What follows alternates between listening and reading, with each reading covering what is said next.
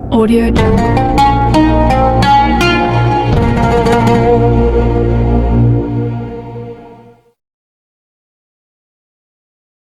Semuanya dia pikir sempurna. Selesai haji, dia tidur, Bu. Ketika tidur, tiba-tiba bermimpi datanglah malaikat. Yang haji tadi nanya, malaikat, saya baru selesai haji, alhamdulillah, semua yang saya lakukan sempurna. Malaikat, apa ibadah haji saya diterima? Apa kata malaikat? Ya fulan, kamu satu di antara 600.000 orang yang tahun ini berhaji. Berapa ratus ribu? 600.000 orang berhaji. Tahun ini satu pun tidak ada yang diterima termasuk hajimu. Masya Allah. Ini ngimpi. Ingat ini ngimpi. Namanya juga ngimpi. Boleh dong ngimpi. Ibu boleh nggak dikasih uang pulang dari sini sama suaminya 20 juta? Boleh nggak? Boleh. Namanya juga mimpi kali ya. 600.000 yang pergi haji, satu pun tidak ada yang diterima oleh Allah. Dia penasaran, kepo. Terus malaikat, apa ada satu orang saja yang pahala hajinya diterima? Ada. Dialah seorang suami tukang sol sepatu. Dia tidak berangkat haji, tapi sama istrinya sudah lama niat pergi haji. Ini orang suami istri niat pergi haji, baru niat, tapi tidak jadi berangkat haji, tapi hajinya diterima oleh Allah.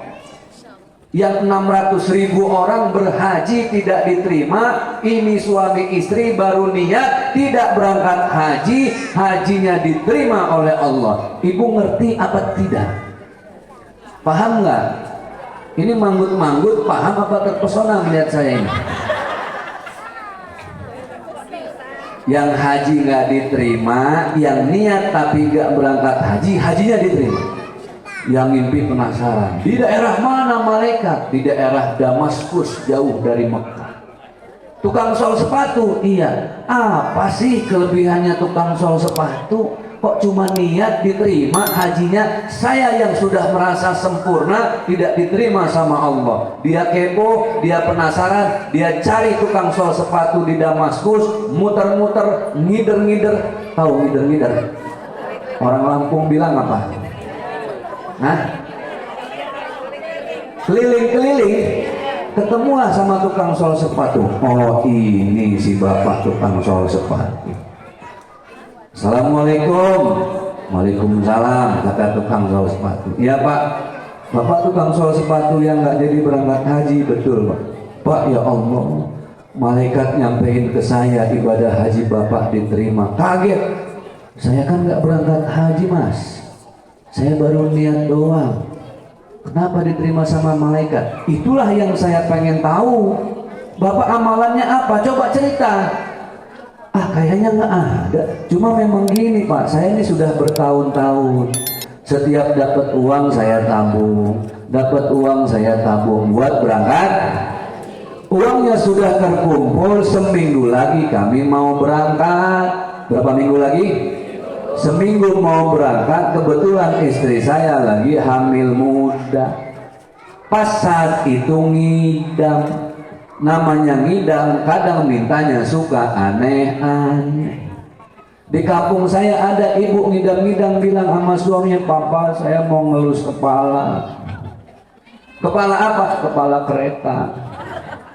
Tahu kereta? Dibawalah ke stasiun cuma pengen megang kepala kereta, selesai sudah. Aneh nih wanita, bawaan bayi kali ya. Pas lagi ngidam, tiba-tiba tetangga di sebelah ada yang masak. Wanginya sampai ke rumah si bapak tadi. Istrinya nyium-nyium, sama kayak ibu masak apa tuh? Ikan asin. Yang masak ibu di rumah, yang nyium wanginya satu RT. Betul nggak? Kata istrinya yang nyium masakan tetangga, ayah saya jadi mau masakan tetangga dong ya. Udah mintain dong, bayarin bawa ke sini. Ya Allah udah kepengen banget nih nyium wanginya doang. Suaminya pusing, datanglah ke tetangga. Assalamualaikum, saya datang Pak ke tetangga. Waalaikumsalam. Iya Bu, Ibu lagi masak? Betul. Masak apa? Opor kambing. Oh pantas enak. Boleh nggak saya bayarin sedikit? Istri saya lagi ngidam sedikit aja Bu, cuma ngilangin kepengen bawaan bayi. Ibunya sebelum jawab udah netes air matanya, nangis. Kenapa? Ya Allah Pak, masakan yang saya masak halal buat kami, haram buat Bapak. Bingung nih Bapak, halal buat ibu, haram buat kami, kok bisa? Jadi begini Pak, suami saya baru meninggal 3 hari yang lalu. Kata si bapak, oh janda. Ada janda di sini? Ada apa banyak? Mana yang janda, angkat tangan. Itu yang nunjuk di belakang umurnya 65. Dinikahin nanti sore, besok habis subuh mati. Oh ibu janda, iya Pak, suami saya meninggal, saya masih muda, anak saya kecil-kecil Pak. Kemarin anak saya minta makan Pak. Sedih lagi dia. Saya nggak punya uang Pak, suami saya cuma kuli bangunan Pak. Anak saya nangis meronta-ronta, saya bilang sebentar nak, ibu ke pasar beli daging dulu. Padahal nggak punya uang Pak. Saya jalan ke pasar, tiba-tiba di tengah jalan saya lihat Pak ketemu bangkai kambing. Ketemu apa? Bangkai kambing. Dalam agama kita boleh nggak makan bangkai? Tidak boleh. Ya Allah Pak, itu sudah bau. Saya ambil, saya rendam, saya masak supaya anak-anak saya senang. Itulah yang saya bilang kenapa ini halal buat kami, karena mendesak. Saya tidak punya uang, haram buat Bapak. Nangis itu si bapak. Pulang ke istrinya, harusnya seminggu lagi berangkat haji, dia cerita, Bu, ya Allah Bu, ternyata setiap hari kita makan enak, tapi tetangga kita di sebelah kita sampai nggak tahu mereka tidur dalam keadaan lapar. Kita berdosa Bu, berdosa di mata Allah. Sia-sia sholat kita, sia-sia zikir kita, sia-sia tahajud kita berjamaah Bu, gara-gara tetangga kelaparan.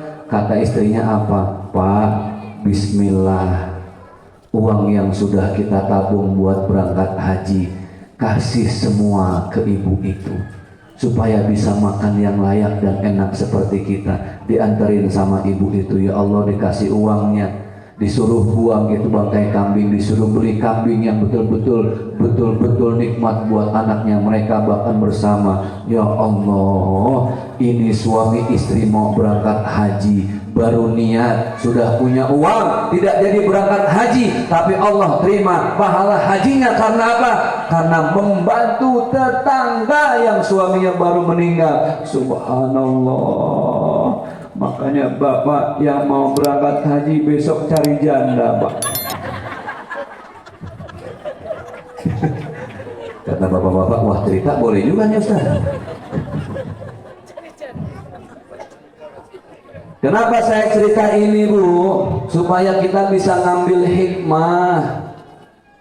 Banyak orang yang ibadahnya rajin, tapi ngomongin orang juga rajin. Banyak orang suami yang tahajudnya rajin, jamaah ke masjidnya rajin, tapi marah-marah sama istri juga rajin. Ada ayat yang bunyinya fawailul lil musallin alladzina hum an salatihim. Merugilah orang yang sholat. Kok rugi Ustaz orang yang sholat? Alladzina hum an salatihim sahun. Dia sholat tetapi sehari-hari tidak menjadi lebih baik dengan sholatnya. Sholatnya khusyuk, nangis-nangis, doanya, ya Allah, suami saya nggak pulang-pulang ya Allah, 3 puasa, tegal 3 lebaran ya Allah. Siapa nama suaminya? Bang Toib ya Allah. Ibu sholat nangis, tapi tetangga ada yang kelaparan merintih, ibu tidak tahu, sia-sia sholat kita. Sholat ngajarin kita buat peduli dan baik dengan siapapun. Makanya ada hadis yang indah bagaimana sabda Rasulullah, man kana yu'minu billahi wal yaumil akhir, kalau ada hamba Allah beriman, percaya pada hari kiamat, falyukrim jarahu, muliakan tamu, bahkan bukan cuma tamu, falyukrim dhaifahu, ada tamu datang, bahkan tetangga harus kita muliakan, Bu. Tetangga, tamu yang datang ke rumah itu harus dimuliakan. Jangan ngaku beriman kalau dengan tetangga tidak peduli. Jangan ngaku beriman kalau tamu datang tidak kita muliakan. Rasulullah itu kalau ada tamu, Masya Allah semuanya disiapkan, Bu. Inilah fungsi sholat. Dan inilah tema kita tentang Isra dan yang namanya kita bertamu kan sebenarnya bukan apa makanannya yang jadi masalah, tapi bagaimana tuan rumahnya, betul nggak? Contoh, ibu ke rumah saya siapin air putih sama singkong. Kan bukan masalah air putih sama singkong. Daripada ibu bapak ke rumah saya siapin makanan serba enak, roti, keju, minumannya enak-enak semua. Jus mangga, jus alpukat ada, jus basi saya siapkan. Semuanya ada, tapi saya tuan rumahnya cemberut. Mempersilahkan makannya nggak enak, nggak punya akhlak. Bu, makan. Bu, makan ya. Bu, makan nggak? Saya tabuk nih makan. Kira-kira jadi enak nggak itu, Bu? Apa yang bikin tidak enak? Akhlak. Ibu ke rumah saya air putih sama singkong doang. Tahu singkong? Orang Lampung bilang apa? Hah? Keripik. Ikim. Lah, nama teman saya Ikim. Singkong berarti artinya. Ini Ikim namanya, Bu. Ikim kan? Ikim. Oh, Kikim. Oh, apes banget teman saya. Artinya singkong. Ibu, saya kasih air putih sama Kikim. Nggak enak ngomongnya ya. Air putih sama singkong, tapi saya senyum, ikhlas, Bu, maafin ya, cuma ada air putih sama singkong, ya Allah. Tapi kita ngobrol, kita happy, ibu bahagia. Ibu seneng nggak? Bahagia nggak? Singkong jadi enak nggak? Singkong terasa apa? Ya singkong lah. Nah, error udah nih. Singkong terasa keju. Singkongnya sih, ibu lidahnya error. Yang bikin singkong jadi terasa keju, akhlak dan senyum. Itulah orang yang sholat. Makanya kenapa orang sholat ada namanya takbiratul Allahu Akbar. Bu, orang kalau sholat takbiratul ihram yang diangkat berapa tangan? 2 itu tanda menyerah. Ibu jalan di tengah kota, maaf tiba-tiba ada yang ngerampok, refleks yang ibu angkat apa? Bukan kaki kan? Ampun Pak, ambil aja Pak. Nyawa lebih penting Pak. Tuh dia. Subhanallah. Ngangkat 2 tangan tanda menyerah, pasrah. Allahu Akbar. Ya Allah, saya pasrah ya Allah. Hidup saya sebentar. Saya masih banyak dosa. Badan udah pada sakit ya Allah. Ya Allah, kuatkan saya dalam ibadah, istiqomahkan saya dalam sedekah. Tuh. Allahu Akbar.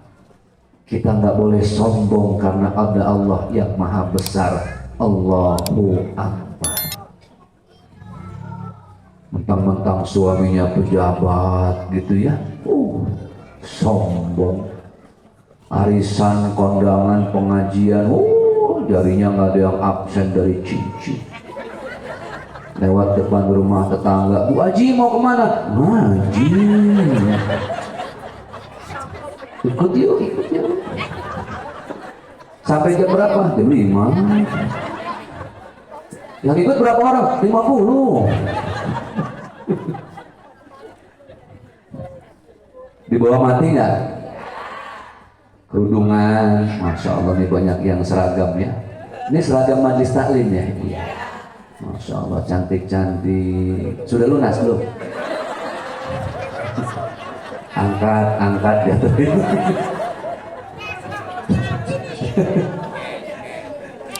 Cash dong Ustaz. Iyalah, untuk Isra Mi'raj cash. Nggak tahu yang maulid. Ya Allah Bu, kita ini bukan siapa-siapa. Ibu pakai kerudungan 350.000, baju seragam 3,5 juta, kaos kaki 5.300. Ada nggak yang dibawa mati? Dah kita mah apa atuh? Dah kita mah apa atuh? Bukan siapa-siapa. Berasal dari tanah, hidup makan sumber dari tanah. Kita makan nasi dari beras, beras dari padi, padi dari tanah. Tadi Kikim, nih teman saya, dari mana dia?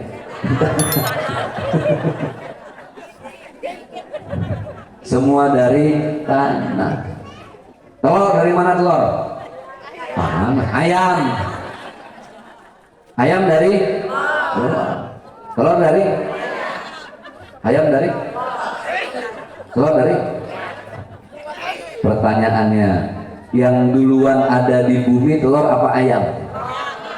Ayam dari mana? Telur dari mana? Ini sampai kiamat kita nggak selesai nih. Harusin telur sama ayam. Yang penting ayam bisa bertelur, telur jadi. Udah, kita ngapa jadi ngurusin ayam?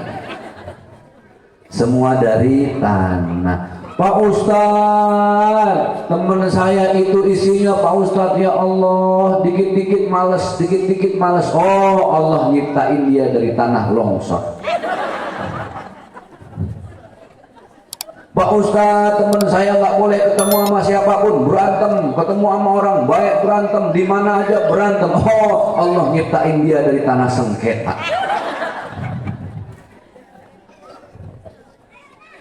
Jadi Bu, kita ini dari tanah. Ayo Ibu mau hidup di mana? Di benua mana? Ujung-ujungnya Ibu akan mencium tanah. Maka ciumlah sekarang tanah dalam sujud mumpung masih hidup, sebelum nanti orang yang menempelkan wajah ke tanah kuburan kita masing-masing. Subhana rabbiyal a'la wa bihamdi. Mau kemana kita, kata Allah, fa aina tadhhabu. Dulu Ibu masih muda ya Allah, ABG, seksi, bahenol, boto, geboy, asoy, deno, indohoy, hoy.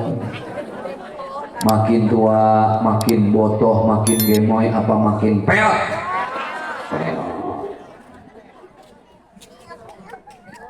Udah payah Bu ya Allah, tapi di sini Masya Allah saya lihat makin tua makin cantik. Ini pakai bedaknya merek apa Bu? Merek Viva ya? Yang nomor 4. Oh, yang buat jenazah.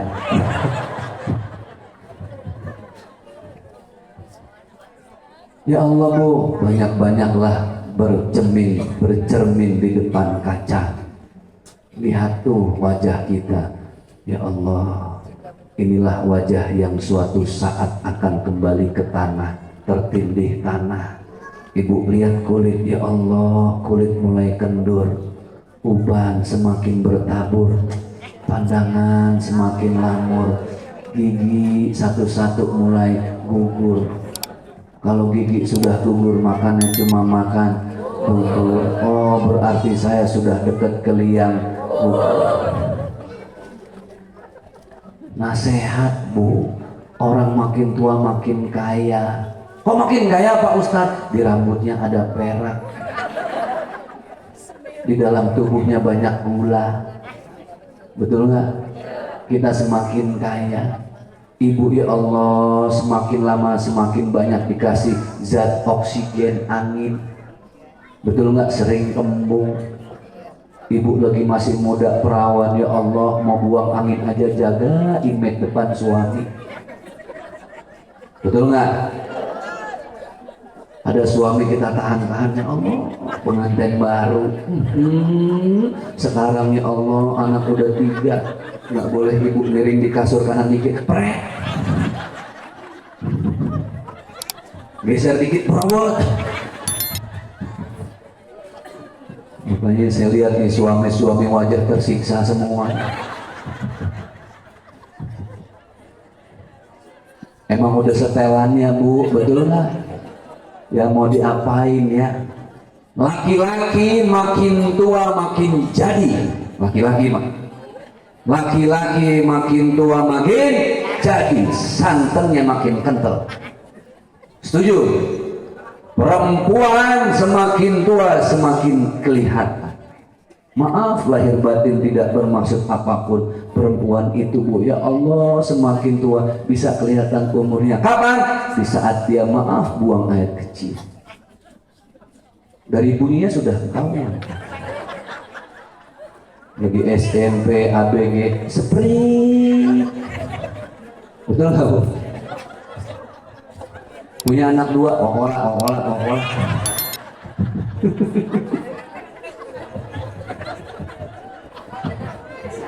Bentar punya anak 4, apa Ustaz? Aqua. Ustaz ada-ada aja. Ini permisalan Bu. Ya emang hidup kita begitu, mau diapain? Sekarang udah makin tua. Kita mau kemana Bu? Coba. Mau kemana?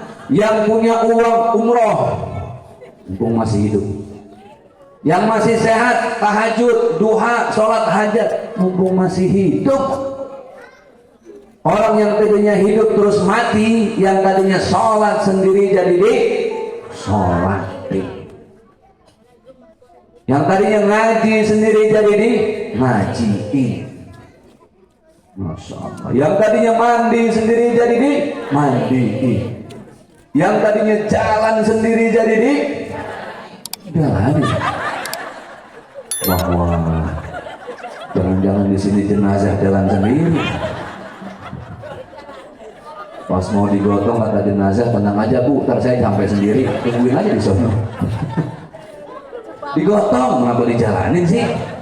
Ibu jangan kepancing Bu. Semakin baik orang, semakin banyak yang mengantar ke kuburan.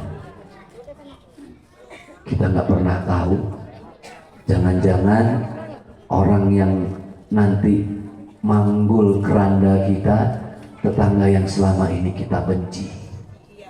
Nggak pernah tahu. Kita nggak tahu ternyata orang yang selama ini kita zolimi, itulah orang yang ngajiin kita. Maka berbuat baiklah sama orang lain. Jangan sungkan minta maaf kalau punya salah. Datang Bu, minta maaf. Ini hikmah Isra Mi'raj. Saya mau nyampein ini di kajian kita ini. Saya tanya sama Syekh Muhammad Jaber, adik tercinta dari Syekh Ali. Syekh, saya punya salah sama orang. Saya datang sekali ke rumahnya, kemudian orangnya nggak maafin. Berarti sudah gugur kan kewajiban saya minta maaf? Dia senyum. Belum Ustaz. Setahu saya sudah dimaafin. Karena yang kita datangin nggak keluar kan, kunci pintu. Dia nggak mau keluar. Kata Syekh, sebelum 3 kali kita mendatangi orang itu, maka Allah belum maafkan. 3 kali. Itulah kenapa banyak angka 3 dalam agama Islam. Ibu ngetok pintu, sunnahnya berapa kali? 3. Ibu minum, sunnahnya berapa tegukan? 3. Suami menceraikan istri sampai talak berapa? Tiga. Ibu punya salah, datangi orang yang mau kita mintain maaf 3 kali. Kata Syekh Muhammad Jabir, bawain hadiah Ustaz. Masa iya orang baik dibawain hadiah nggak maafin? Kalau orang itu baik pasti maafin. Bawa apa Syekh? Martabak 1 dus. Bukan boleh. Betul nggak Bu? Ibu tenteng, assalamualaikum Bu Aji. Waalaikumsalam. Bu Aji, ya Allah saya minta maaf ya, saya punya salah. Nggak akan pernah menjadi hina di mata Allah orang yang minta maaf. Saya minta maaf ya Bu Aji, ya Allah. Kata Bu Aji, tidak ada maaf bagimu. Pulang. Ibunya pulang, martabaknya diambil. Nyerah Pak Ustaz? Jangan, kata saya, datang lagi. Kemarin bawa 1 dus, sekarang bawa 2 dus. Nggak dimaafin lagi, datang yang ketiga. Ibu boleh kesal, silahkan. Kalau perlu jangan 2 dus, gerobak sama tukangnya bawa sekalian. Sudah 3 kali masih ada kata tidak ada maaf bagimu, baru gugur kewajiban kita maaf, minta maaf kita. Kenapa? Ibu saya misalnya merasa sholat rajin, puasa rajin, sedekah rajin, umroh ya Allah. Di akhirat 1 langkah lagi saya masuk surga. 1 langkah lagi Bu. 1 langkah lagi ya Allah mau masuk surga. Mimpi-mimpi kita. Tiba-tiba ada segerombolan orang datang. Teriak-teriak, malaikat, malaikat. Ada apa Bu? Ustadz Zaki jangan suruh masuk dulu ya. Selangkah lagi. Kenapa? Kata yang satu, malaikat, Ustadz Zaki pernah nyakitin hati saya. Dulu kata-katanya pernah nyakitin saya nggak ikhlas. Tolong malaikat, saya belum ikhlas. Kata malaikat, oke, Ustadz Zaki pahala sholat duhanya kami ambil, hilang. Yang kedua, ibu-ibu, malaikat, Ustadz Zaki jangan dikasih masuk, kenapa? Dia punya utang nggak bayar-bayar. Saya tagih ngeles mulu Pak Ustadz. Kata malaikat, baik, saya ganti dengan pahala tahajudnya. 2 hilang, duha, tahajud. Ada lagi emak-emak yang paling rempong, oh malaikat, malaikat, bimoli bibir monyong 5 cm. Tahu nggak malaikat, Ustadz Zaki itu sering gibahin saya, sering fitnah saya nggak ikhlas. Oke, saya ganti, kata malaikat, dengan sholat 5 waktu.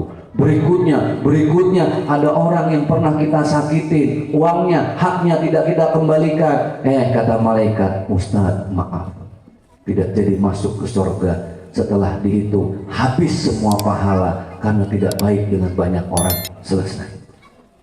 Itulah yang dibilang innas salata tanha anil fahsya'i wal munkar. Harusnya dengan salat kita tercegah dari perbuatan keji dan mungkar.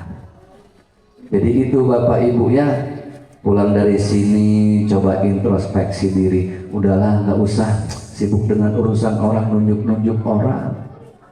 Hati-hati sekarang di TikTok, di Instagram, yang kita tonton banyak orang yang pamer harta, nunjukin ini loh rumahnya, ini loh mobilnya, ini loh ini itunya dan lain sebagainya. Udah biarin aja, kita mah banyak-banyak bersyukur. Alhamdulillah. Itu yang namanya sosmed, dunia tipu-tipu. Ibu lihat artis itu Bu, saya kalau mau syuting sama artis Bu, itu artis make upnya aja sejam Bu. Makanya sebelum syuting itu 2 jam sebelumnya mereka udah harus hadir. Dan yang saya heran, yang make up itu ya Allah, dibilang laki pakai rok mini, dibilang perempuan betisnya gede. Saya tanya namanya siapa kakak? Anggun Pak Ustaz. Nama asli Mahmudin Ustaz. Itu yang bagian make up begitu Bu. Kenapa? Karena orang-orang yang seperti itu tenaganya tenaga laki, tapi meriasnya jiwanya jiwa perempuan. Tuh. Ya sudahlah, yang itu mah banyaklah yang seperti itu. Kita doain biar dapat hidayah. Bapak Ibu jangan terlena dengan urusan sosmed, belum tentu yang kita lihat sesuai dengan casingnya. Sibuklah dengan hidup dan diri kita masing-masing. Apa bekal yang akan kita bawa? Bagaimana dengan istri dan anak-anak kita?